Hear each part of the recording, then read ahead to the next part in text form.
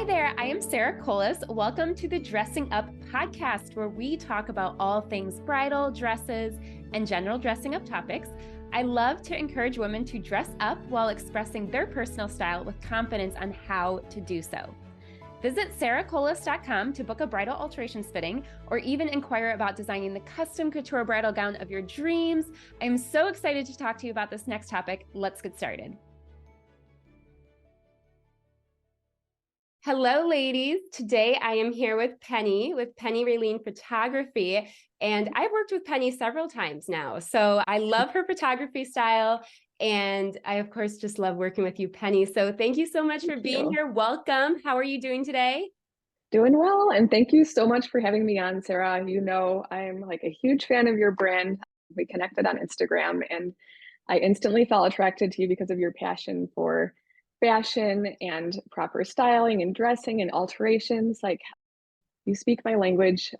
Going into wedding days, it always makes me sad when I see a bride in her beautiful gown, and there are things that could have been altered better to her gorgeous figure that just become a distraction on the wedding day. So I admire your business and what you do for the world. Oh, thank you so much, Penny. That's so sweet. All right. So first question I have for you that I've been asking all my guests is, what is your favorite item in your closet right now? Because we are on the Dressing Up podcast. Yes. So what is it? Oh, okay. I don't know if I can answer this in just one piece. I'm going to start and tell you my all-time favorite piece that I've had for like almost 20 years. I bought it, I think, before I even met my husband. Really? But I'm an avid thrift shopper, so there Yay. was there's this really cool antique shop in downtown Royal Oak. I don't even think they're in business anymore, but I walked in there one day and they had this amazing, like, circa 30s or 40s vintage jacket, like a wool coat with mink fur lining in the collar and the sleeves, and it is hands down my favorite piece in my closet. I only wear it like maybe once a year, but it's just one of those like super fancy. I love going to the theater in it, or a winter wedding or something. It makes me feel extra special. And then as far as things I'm wearing right now in my closet, I recently started a subscription with Nuuly, which is like a, kind of like Rent the Runway, but they have a little bit more of a modern aesthetic, I think. And I get 6 pieces a month, and that's like giving me joy right now to get like a closet refresh of 6 pieces a month. I use them a lot for my wedding days, so I get something that's a little bit more unique. Walking into the wedding day, I try to like wear black, but if I can add some like personal cute touches to it, it makes me happy. Oh, yay. I love those answers. Okay, so today what we're going to be talking about is the 5 decisions that will elevate your wedding day, according to Penny. I love it. So I'm excited to dive into these and kind of hear more about, your thoughts on this. But first, I also just want to ask you, Penny, just a little bit about yourself for our listeners to kind of get to know you. Yes, thank you. So I've been in business officially as a wedding photographer since 2020, and I love it. I've photographed over 100 weddings, whether as a lead photographer or associate shooting with other photographers. The thing that I love most about weddings and working with my clients is just simply the fact that couples invite me to a very intimate day in their lives. Your wedding day is truly one of the most intimate days of your life between the both of you. The way a couple feels on their wedding day should reflect in their images. And I love going and walking into a wedding day feeling like a familiar friend to my clients. I don't ever want my clients to feel like the photographer is a third wheel on their wedding day. So to be able to have a true friendship and connection with my clients really reflects who they are and their images ultimately, and the connection between them. So special, yes. And for our listeners, you might have seen Ashley's wedding dress, a couture bridal gown that I had made, and I had chosen Penny to come and photograph for our bridal portraits photo shoot. So we did that just recently, and check out both of our Instagrams to see those photos. But Penny, we so enjoyed having you. And I know Ashley had a ton of fun with you photographing her, and it was just an absolute blast. So thank you. That was a fun day. I loved it. Loved it. So great. So back on topic, 5 decisions that will elevate your wedding day. Penny, what would be the first one? So I would say number one, and I am learning this as I go. I have to say, like, after being a wedding photographer for 3 years, I've seen hundreds of weddings, and I've gone in and just seen patterns of things that work well and things that don't work well. So number one, here we go. I would encourage brides to create a mood board as soon as you get engaged, even before you get engaged. I'm sure all of us do that on Pinterest. We're already collecting things that we like, let's be honest. Yeah. But defining a mood board for your wedding, first and foremost, even before you pick your photographer, your vendor, it just helps you kind of define what your personal aesthetic is. And of course, the wedding day, you want to be a representation of you and your fiance and how your personalities and characters are blending. You're creating a new household and a new family unit. So your aesthetic is really important, and it really influences the final delivery of your images. If I walk into a wedding where the bride has hired a planner, or she and the groom have been very specific about curating a look for their day and sticking to it, it really makes my job easy and delightful, because I know so much about, their look and feel of the wedding, that I can go and like see things in the wedding day to pull into the storytelling details, even if it's like a guest that's dressed like kind of in the mood of the board that they created and things like that. So I actually pulled up an example of a mood board that I created for a styled shoot that I recently did, and I'm just gonna hold it up here for those of you watching on YouTube. I pulled together just a list of images and a color theme that I'm sticking to, and then I just went and looked for images. I knew that the location that we were going to be having our styled shoot was going to be this area and this time of year. This is a Sarah Kolis gown, so I had a Love photo of that. the gown ahead of time and some florals that were inspiring to me. But you can use this to filter every decision that you make for your wedding, like through your mood board. So if you're looking at florals and you see, oh, I really like that hot pink, but my mood board has like more muted tones, maybe steer away from that for your wedding day. You can use it in your bridal shower or your bachelorette party or something different, but really be like true and honest to what you've curated on your mood board. Oh, that is so perfect. I think this is super, super helpful. And I tend to do this type of thing too when I'm Mm-hmm. making dresses and doing photo shoots and things. And it is super helpful for your vendors, because your vendors see Yes. everything. Photographers see all different styles of weddings. And it's just a really quick, easy way to narrow down the vibes and the style that you're going for. Yeah, Absolutely. absolutely. Yeah, I could even add one other thing to that. Yeah. I know in the past when I've styled like sessions for my family portraits, sometimes I just get inspired looking at a piece of art. So I have like a severe love for the impressionist artist era. So there's a lot of times where I'll see a painting or some sort of imagery, maybe in a Vogue magazine spread, that I just love, and taking something like that that's kind of like a style aspiration for you, and using that one piece to kind of like pull in other pieces that are more personal to you, but also kind of like staying true to that aesthetic, are really, really helpful when creating a mood board. It starts out being kind of daunting, but you can create like multiple mood boards, and then you can start kind of narrowing down your selection. So, you like these two mood boards, and there's some things that aren't completely aligned. So you can create a new mood board and get more picky about the images that you put into there until it, it really starts fleshing out into something that looks cohesive. Yeah. Fabulous. Building off of the whole mood board concept, how does that play into your flat lays, which I'm sure some of our listeners don't know what a flat lay is. So if you could explain that first, and then how it relates. Yes, I will talk about flat lays for days. And funny story, when I first got into wedding photography, I was like, flat lays, those detail things, like I don't care about all that. I care more about people and connection and capturing like emotions between people. So why do you need a flat lay? Like, yeah, it's pretty, but it's just kind of a waste.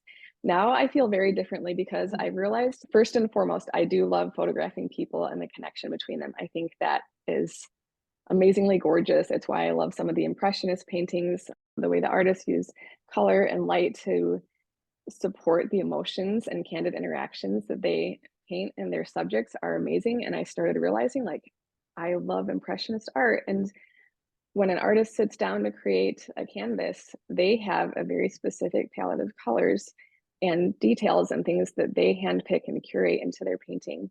So this is a very long answer to your question, but That's how flat lays tie in. You can use your mood board again, use your mood board to say, okay, I know these colors, so I need to get an invitation. Perhaps you've picked your venue. For example, one of my favorite venues is Meadowbrook Mansion. I love the history and all of the classic architecture, colors and patterns and textiles and that property. So you can look at those when you're making decisions about your invitations. You can think about the color of your envelopes, like you can tie that into your florals. You can talk to your florist ahead of time and let her know, her, him, know that you are working with this palette and you'd like extra florals for your photographer to use for your flat lay. But I do incorporate flat lays into my storytelling with for wedding day photography coverage. So for example, I recently did a wedding where I photographed their flat lay details the week before the wedding. And I already had a really good idea. I'd actually created a mood board with this bride going into their wedding day of some of the moods and feelings and colors and textures I wanted to capture. But I was able to take images from their flat lay of the letters that they read to each other. So they didn't do a first look and they'd planned to do like a letter reading to each other separately before the wedding. And I was able to use their flat lay image as like a center anchoring piece in their album spread. So there's the image of the groom reading his letter in one little area, and then the bride reading her letter. And then in the center was that image of their, cute little letters packaged up together. And it just really like cemented in the significance of them reading the letters to each other and told a very beautiful visual story of their wedding day and their final album. Oh, I love that. And if you're a bride feeling overwhelmed by all this right now, I believe, let's talk about hiring a wedding planner. How can they Yeah. help just tie all this together? So wedding planners literally eat, sleep, and drink mood boards and color palettes and planning. Like they know their stuff. They have access to a huge network of other vendors and the industry. So a decision that would be overwhelming to someone like you or me, a wedding planner can take that. They know exactly what questions to ask, and they're like, okay, I know the vendor that's going to be a perfect fit for you. And then they introduce you to the vendor, and the vendor listens to your vision. They're able to come up with a cohesive design that probably would have taken you or me like weeks to obsess over and try to eliminate things and pull things in, but that's what they do for a living. So I definitely recommend working with a wedding planner. The full service planning and design planners are amazing just because that's what they do. And they're so gifted at really pulling personal details out of who the couple are and presenting them beautifully on the wedding day. Fabulous. Okay, so another decision that will elevate your wedding day. Number two. What is number two? So number two, kind of hopping on the last point we discussed, was to use real flowers. I've worked with some brides recently where I shouldn't say recently, it's been more like a couple years, but they wanted to use artificial flowers perhaps as like a cost saving measure, or even like winter weddings. Sometimes I've seen them incorporate some of the wood flowers, which are really cute and beautiful and have an aesthetic. I think it's kind of a trend that was big for a while and it's probably on its way out. But I definitely highly recommend using real florals and making that a part of your budget, that you would stretch as much as you can, splurge on the florals, because they really help tell the wedding day story. They elevate the entire look and feel. And for those of you brides that are trying to be, cost conscious in certain areas, I would say if you do use fake florals, work with your floral planner or another professional who knows places to source like high quality faux florals, and maybe use them in some of the background scenes like an arbor or some of the table pieces and things that wouldn't be like photographed close up as much as your bridal bouquet and your attendance bouquets. Yeah. Yeah. Very good points. Absolutely. I think there's so much opportunity with florals. You can really obviously do whatever you want, but I think there are opportunities to cut back on florals in ways that are not just simply changing to faux. For example, at Absolutely. my wedding, we were cutting back a little bit right at the end, and we decided to not do the giant, large centerpieces, but went to a smaller Hmm. piece. And I actually ended up liking that better. So it worked Hmm. out. Yeah, and I can actually speak to that as well. I think photographically, there's a lot of things that we do and decisions we make as, or I say we, I should be saying I, but as a photographer, you might have a smaller table centerpiece, but when I go in and photograph like an image of your table, I'm typically moving some things around. So if the centerpiece is a little bit smaller, I'll pull it into the top of a place setting and like position it into the corner so it creates like a nice framing. And you wouldn't know or even give a second thought as a guest, but when you see your final wedding album delivered, you can look at your centerpiece and you're like, oh my gosh, that was amazing. But scaled to the table, the people were seated around, it doesn't look as big as it will in a picture where it's thoughtfully placed with your place setting and other details on the table. You know all the tricks, don't you? I do. I love that. Okay, what's number 3? Number 3, oh, you're gonna love this, is get proper alterations. And I could literally talk the entire Yes. podcast about getting proper alterations. I think this is one of the most important decisions on a wedding day, second to your gown. But let's be honest, like the bride really is the focal point of the wedding day. What you're wearing, what you chose to wear, how you chose to interpret your style into your wedding gown speaks volumes. And I see this a lot where there may be, if a bride had worked with Sarah Kolis, some certain things wouldn't be showing, like some of the undergarments peeking out, when the bride bends over, and there's so many movement things. Like your wedding day is all about you moving in your dress. It's rarely the images where the bride is posed static, like perfectly posed like a statue, are few and far between. Like we don't usually have the luxury of time on a wedding day to like pause and just make the perfect styled shoot with a bride. So usually following a wedding day, some of my favorite images and my clients' favorite images are the ones where the bride is like bending over and putting her shoes on and putting her earrings on and her jewelry and playing with her veil. So all of those things involve like moving and bending your arms and your cleavage. And you want to have like clean lines and a well-fitting gown when you're sitting and standing. I've had instances as well and I know this is a challenge for us brides going into a wedding day. A lot of times we put on a few pounds or lose a few pounds. So having those alterations is really important so that your dress isn't falling off of you while you're doing your first dance. I had a bride that literally was like holding her gown up during her entire first dance because she probably had had it altered but lost a little weight and then didn't have like a follow-up appointment with her alteration specialist. So those little things make such a difference, and you can't really go back and redo your first dance or images of that connection between you and your husband after the wedding day. So hugely important thing. And I would say, even speaking from my own experience, I actually had a pretty modest wedding. I bought a gown at David's Bridal and I spent probably over half the amount I spent on my gown on alterations. So my gown wasn't like a high-end designer gown, but it looked like it fit me like a glove because I went to a very gifted alteration specialist and it fit me so well. I was comfortable in it all day. I felt confident. I didn't have to worry about skin bulging out here and there. He sewed the cups in, so I didn't have to wear, a bra, and those kind of things just really make a huge difference, not only in your images, but how the way you feel about yourself on the wedding day, which is important, very So important. important. I agree with you. I would so much rather see a bride in a cheaper wedding dress that fits properly than a very expensive wedding dress that does not. I might be very Yes. biased saying that. Yeah, no, I agree.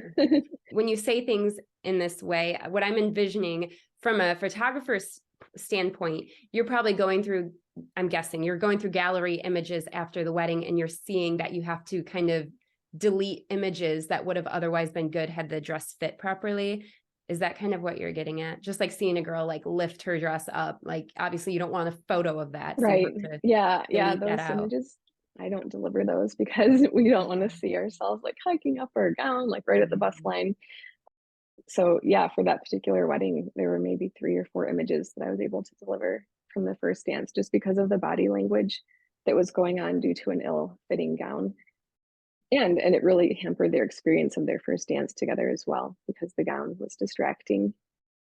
It kind of took center stage of that particular first dance. Another thing is, this isn't having to do with alterations, but tan lines, those kind of things seem like really simple to say, oh, just Photoshop it out, but it's really not that simple of a process. And you want like a collection of all those images of your dance, and your photographer can't necessarily go in after and you know, like hand edit like dozens and dozens of images with your tan line. It's better to just prepare and, you know, have an even tan before the wedding. Yeah. Yeah, absolutely. So you have the pleasure of actually attending the wedding. I see lots of brides, but I don't actually go to their Mhm. wedding. So I'm just curious from your standpoint, do you ever see brides where the hem is too long? So like the length of the dress in the front is too long and they're tripping at Mhm. all? Oh, that's an interesting question because I do see that often, but it doesn't necessarily register as a negative to me because Oh, it just okay. seems so common. Oh, Um, okay. I don't know. I'm a lot of times as a photographer, I almost like to have the gown. I don't want the gown to hamper the bride's walking, but it looks beautiful when a bride takes her free, you know, the bouquet is in one hand and her other hand is holding the Yeah, gown up, it kind and of those creates a folds look moment. beautiful. And yeah, she's walking, it just adds a little Yeah. bit more movement. So, but if it's something that's hampering her ability to walk, or if the gown has been altered to 4-inch heels and then she changes into, you know, comfy Yeah. tennis shoes for the first dance, that's definitely a situation where, you know, maybe the wardrobe malfunction kind of interferes with the first dance and freedom and movement. Right. Yeah, that's something I hear all the time that you want to switch to tennis shoes for the reception. Lately, I've been Hmm. encouraging brides to continue wearing the heels up until right after the first dance. So at least the first Yes. dance photos are perfect. You're not stepping on each other. Just try to make it through the first dance and then change it into the tennis shoes. Oh, absolutely Yeah. agree. And I would even say, I know some of us, and I respect this decision. I love this decision. Some of us just opt for tennis shoes. Like you wear tennis shoes all day long because it's comfortable and you can get those cute, like, you know, rhinestone studded keds. Yeah. But I would gently encourage brides, like, invest in a beautiful pair of high heels because the high heels really are those bridal shoes. It's a big visual piece of your wedding day, so even if you Yeah. only wear them for getting dressed and maybe just your first dance or your walk down the aisle, they Hmm. just add so much feminine beauty. I know. It's the whole look. You're right. Yeah. It just adds so much. Oh, so good. I love that point. Having a properly fitting gown and for the groom as well, a properly fitting tux, super important. Yes, yes. Number 4, what would our tip number 4 be?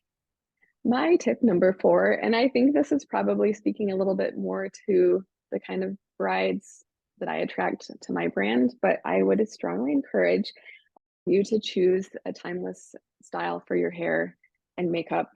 This is personal preference again, so you do you. But Mhm. I think that the wedding day is not an ideal time to experiment with the latest passing trends because ideally we look back at our wedding photos 50 years from now, our children pour over our wedding photos.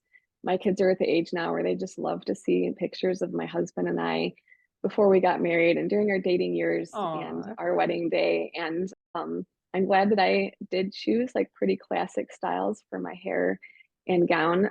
One decision that I made that I would go back and change was that I had like bright hot pink. Well, look at me now. I have bright hot pink nails now.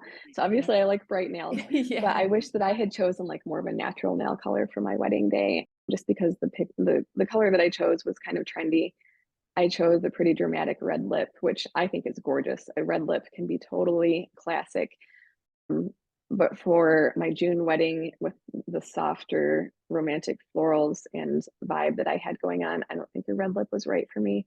So just some of those things as a bride of 18 years ago, I would say, like, think about what you're going to see 20 years down the road when you look at these images with your children and you know, take that into consideration. Keep it classic and timeless. Very good. What are your thoughts on spray tans? Oh, I love that question. So I have thoughts on spray tans, and I know I just like harped on having like don't have tan lines on your wedding day. So obviously a spray tan would be a really simple solution for that because you can go and get an all over even tan. And I have a lot of brides that do that, and I don't think that the difference in how they present photographically maybe as noticeable to them as it is to a photographer. But I guess if you do get a spray tan, keep it as close to your natural skin tone as possible because I've had some clients where I've really had to manipulate some of the coloring with their skin in post processing. anytime you add an unnatural color, whether it's your hair or your makeup or your nails, like the color, you can see it photographically, like the colors bounce different. It's different chemicals and build up on your skin that's adding those layers and colors and textures. So photographically, it does come through a little bit wonky. And just, just to get kind of technical, sometimes when that happens, I have to go in and reduce like some of the orange tones in portraits of the bride, or raise the luminescence of the orange so that she doesn't look like Oompa Loompa in the pictures. Even though she didn't look Oompa Loompa in person to the naked eye on her wedding day, in photos, that orange in contrast to the tone of her partner's skin, just it interpreted differently photographically. Gosh, that's so interesting, because Mhm. I'm all for a good spray tan, 'cause I am very, Mhm. very fair. So question, I have two questions on that. First one, do you think that there is a difference between a really high quality spray tan and a cheaper spray tan, or you think spray tan is spray tan? I think there's absolutely a difference, and I honestly can't speak authoritatively on this because I've never gotten one myself. Oh, yeah. But like I said, I think if you opt for one that's as close to your natural tone as possible, that's ideal. And I mean, I would bet money on the fact that there's different spray tans that you can get that are a higher quality and present more naturally on your skin than others. But I don't have authority to speak on that because I Yeah. don't have experience with it. Yeah. Another thing that you can do with wedding day, if you don't do a spray tan, just if you're working with a professional makeup artist, which I also highly recommend, a lot of times they put makeup on your chest, like across your clavicles and your skin that's exposed. They're gonna, accommodate that because they know tricks of the trade to make your skin look glowy and luminous on your wedding day. Same thing with your face and your neck. Like your makeup artist is going to be your best friend, making your skin look beautiful on your wedding day. Oh, so great. Love it. All right, moving right along, we have one more top tip from Penny. What would be Yes. your final tip? So my fifth and final tip is trust your vendor team. I recently listened to one of your other guests, I think it was Nilu, your florist, Yeah. and she said the same thing, and I was like, "Yes, Nilu, I agree." Yeah. I you are hiring a team of artists on your wedding day, and artists work best. I sound very narcissistic right now, but I'll fully own it. We work best when we are given the time and space to be creative and artistic, and I guarantee you, we all walk into your wedding day with a passion to serve you well and to deliver beyond your wildest expectations for your aesthetic that you've worked so hard to create. So trust us when we say you might need some extra time for photos. I'll actually throw this in. I recently read a tip for wedding day timeline planning. It was the 5-20 rule, like 5/20. So if you think about something that takes you 5 minutes in real life on your wedding day when it's being photographed and perhaps videoed as well, make turn that 5 minutes into 20 minutes, because that gives you time to be in the moment and to really like be yourself and savor the moment. And it gives your vendor team the time to create and really do an honest storytelling narrative of what was going on. And like specifically the bride getting dressed, some of those interactions between the bride and her mothers and sisters that are so special on a wedding day, first look with your loved one, all those things. You think, it only takes 5 minutes to do a first look. But in reality, with photo captures and things like that, it's going to take about 20 minutes to really capture it thoughtfully and artistically. Yeah. I think walking into the wedding day too, as one of many on the vendor team, we love working together. I love connecting with other vendors in the industry. And we all, again, we're all artists and we're very passionate about what represents our work and our brand. So when we work with clients that come in knowing that they've hired a professional to serve them and they truly trust us with the vision and take some of our recommendations, it does ultimately like translate to a more beautiful, like a higher end cohesive aesthetic for your final wedding day images. So agree. Yes. Trusting the process, trusting the vendor team, Mhm. 100%. I'm going to give one tiny caveat to that.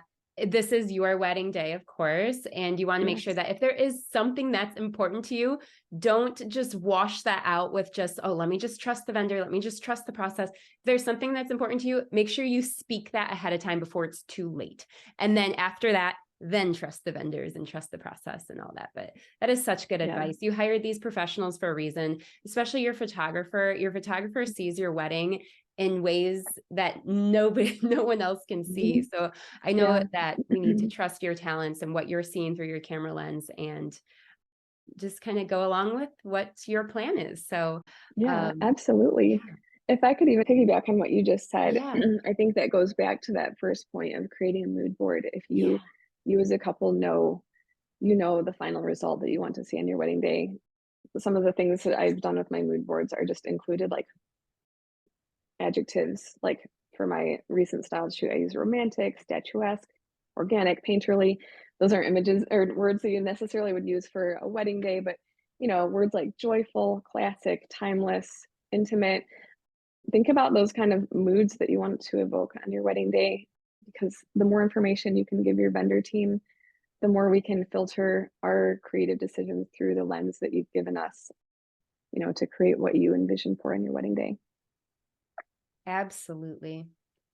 Just a random note, when I was planning my wedding, and I'm sure a lot of vendors give this advice, but I always give the advice that choose the top 2 or 3 things that are most important to you on your wedding day and allocate your budget more towards those things and save in other ways that you don't care as much about.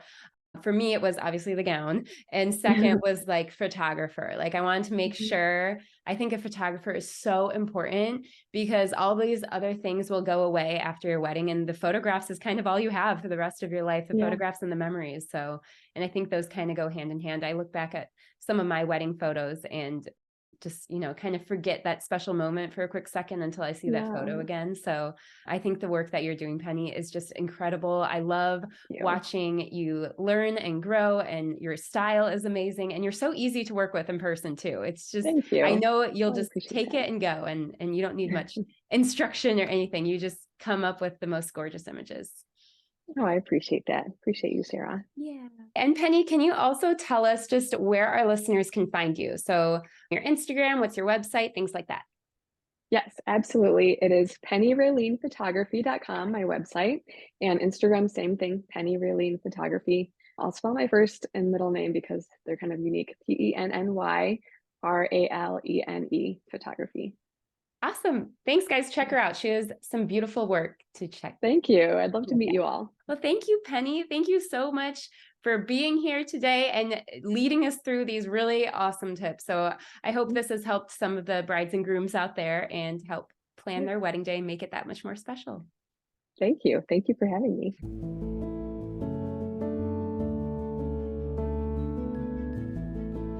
Thank you so much for listening. I hope this episode has allowed you to approach the world with greater confidence in your own personal style. If you have any questions at all, feel free to reach out through email or their inquiry form on the website. I hope you are all ready to go and get dressed up. I look forward to sharing more dressing up tips with you in future episodes.